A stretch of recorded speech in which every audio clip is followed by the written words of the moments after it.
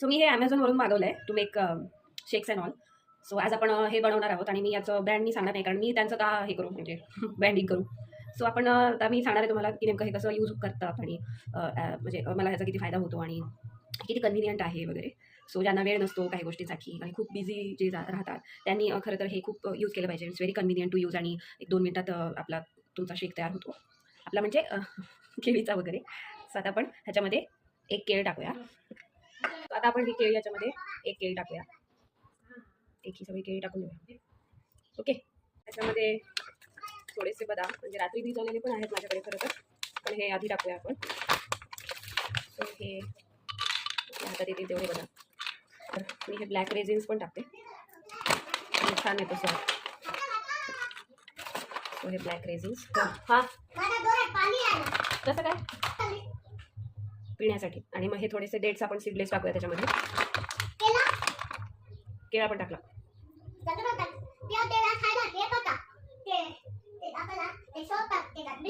Soap नाही टाकत, मूग सोप. सो हे रात्री भिजवलेले बदाम पण आपण त्याच्यामध्ये ॲड करणार आहोत. ओके. आणि आता आपण काय टाकायचं बाकी त्याच्यात? साखर नाही साखर नाही. आता दूध. आपण आता याच्यात दूध टाकूया बघा. आणि मला खूप मोठा प्रश्न पडला होता की असे खूप सारे ब्रँड्स आले होते बाजारामध्ये की कुठलं घ्यायचं आणि काय. सो मी खूप कन्फ्यूज झाले होते कुठलं घ्यायचं. सो मी हे घेतलेलं आहे फायनली. मी ह्याच्यामध्ये हे दूध टाकलेलं आहे थोडंसं. सो हे बंद करून घ्यायचं. It's very easy to use.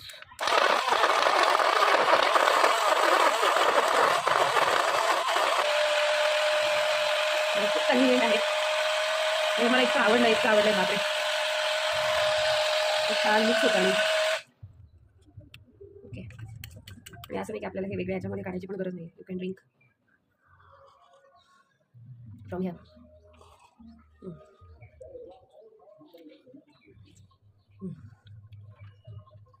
एक नंबर.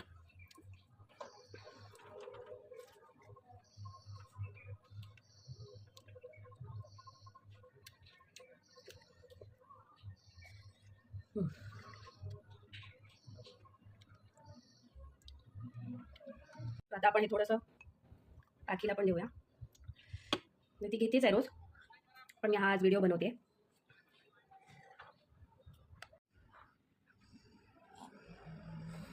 छान आहे.